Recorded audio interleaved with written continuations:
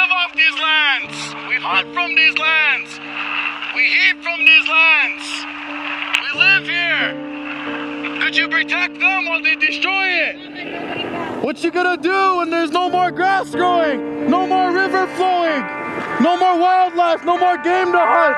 What you gonna do? 여러분, 석유랑 가스 옮기는 문제 때문에 전 세계적으로 여기저기서 시위들 일어나고 있는 거 알고 계셨나요? 다들 이런 긴 파이프라인 어디서 본 적 있으실 텐데요. 석유나 가스를 옮길 때 쓰이는 이 긴 파이프라인은 공급자와 소비자를 연결해주는 핵심 설비 중 하나입니다. 환경운동가들이나 원주민들은 이런 파이프라인을 통한 화석연료 사용을 막기 위해 시위를 벌이고 있는 건데요. 그런데 우리가 흔히 아는 그 파이프라인 말고 사람들이 잘 모르는 수천 킬로미터에 걸쳐서 이 화석연료인 가스를 운반하는 또 다른 파이프라인이 있다고 합니다. 기후변화를 막기 위해 불편함을 감수하고 일상을 바꿔나가고 있는 수많은 개인들, 화석연료 그만 쓰고 재생에너지로 전환하기 위해 노력하고 있는 여러 나라들의 노력들을 무의미하게 만들 정도의 엄청난 양의 가스를 운반할 수 있는 규모죠.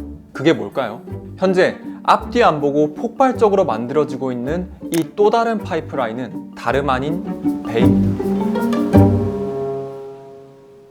현재 전 세계 바다에는 약 680척의 LNG 운반선이 이 가스를 운반하기 위해 돌아다니고 있는데요. LNG라고 들어보셨을 거예요. 많은 양의 가스를 먼 거리까지 효율적으로 옮기기 위해 기체 상태인 가스에 엄청난 에너지를 가해 부피를 줄여 액체 상태로 만든 가스죠. 전 세계적으로 LNG 생산량이 많아진 건 생각보다 그렇게 옛날은 아닌데요. 대략 2016년쯤 미국이 셰일가스 붐으로 가스 생산량이 폭발적으로 증가했었는데 미국이 이걸 해외에 갖다 팔기 시작할 때쯤부터였다고 합니다.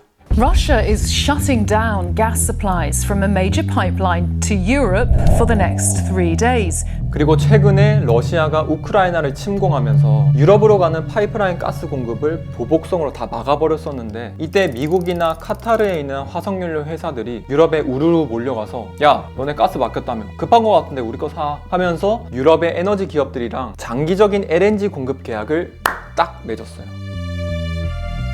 그리고 바로 이 무렵쯤부터 LNG를 운반하는 LNG 운반선에 대한 수요도 약 200%가 급증했습니다. 그만큼 LNG 수요가 많아진 거란 말이죠. 근데 문제는 유럽이 전 세계에서 재생에너지 늘리려고 가장 앞서 나가는 곳이잖아요. 화석연료 기업들과 맺은 LNG 장기 공급 계약 때문에 유럽은 재생에너지 발전 비중을 빠르게 올리려는 유럽 스스로의 목표를 방해하게 될지도 모른다는 우려의 목소리가 나오기 시작합니다. 수십 년간 써야 할 LNG 인프라를 새롭게 구축해버리면 이게 LNG를 오래 쓸 수밖에 없는 상황을 만들어버리는 거니까 지어놓은 거 아까우니까 우리 좀만 더 쓰자 하면서 화석연료 사용을 연장하게 될 수도 있다는 말이죠. 그리고 이건 비단 유럽만의 문제는 아니었는데요. 화석연료 기업들은 석탄 발전에서 재생에너지로 갈아타려는 아시아 나라들한테까지 가서 화석연료를 계속 쓰게 하기 위해 LNG를 친환경 연료인 것처럼 얘기해 팔려고 하고 있죠.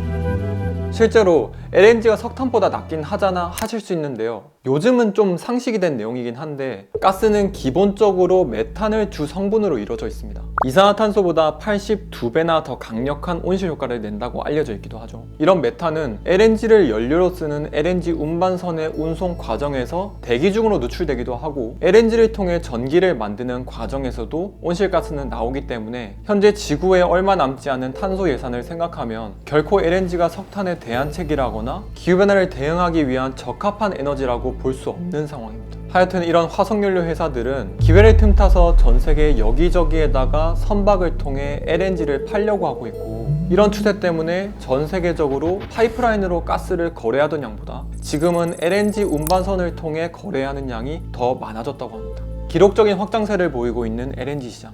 LNG를 더 많이, 더 잘 팔기 위해 이 LNG 운반선도 엄청나게 만들어지고 있는 건데요. 지금 짓고 있는 LNG 운반선들이 운항을 시작하면 운반선들이 운행되는 동안 엄청난 양의 온실가스를 배출하게 된다고 합니다. 화석연료의 수명을 연장하며 기후변화 대응의 골든타임을 지연시키고 있는 이 LNG 운반선 사업. 정확히 누가 하고 있을까요?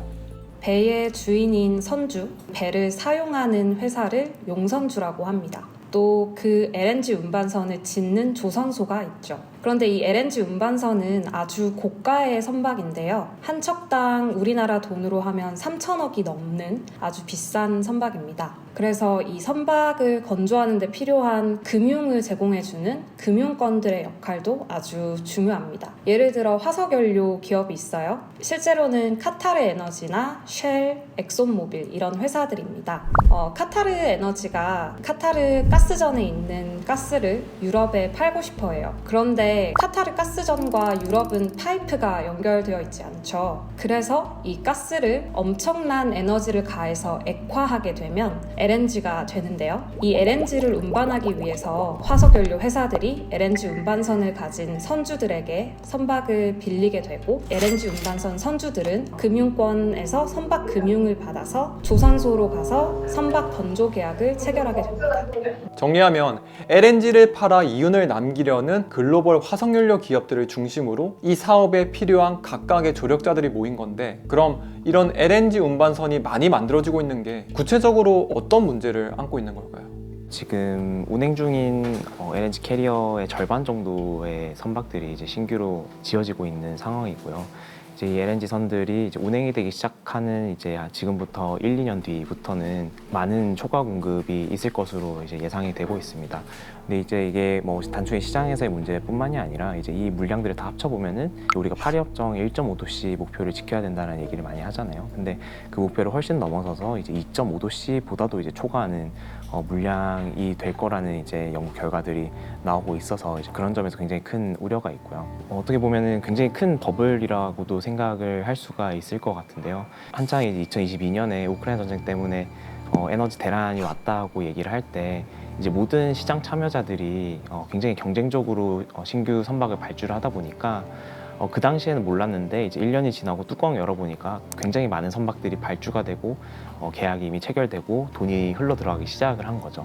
그래서 반대로 얘기를 하면은 이제 LNG 캐리어의 확장을 막을 수 있으면은 자원개발 사업이나 혹은 LNG 수요를 막을 수 있다는 뜻이기도 합니다. 최근에 이제 그런 사례가 있었어요. 러시아에 대한 제재로 이제 한국에서 지어지고 있던 LNG 선박들이 이제 러시아로 향하지 못하게 되니까 이제 러시아의 그 가스전 개발 사업이 축소가 되는 일이 있기도 했었습니다. 그런 사례들이 굉장히 유의미한 좀 바람직한 사례라고도 얘기를 할 수가 있을 것 같습니다. 결국 LNG 캐리어 산업을 막거나 혹은 그 확장을 억제할 수가 있으면은 공급망이 무분별하게 확장되는 것을 막을 수 있는 효과까지 누려볼 수 있다, 혹은 생각해 볼 수도 있다, 이렇게 얘기를 할 수가 있을 것 같습니다.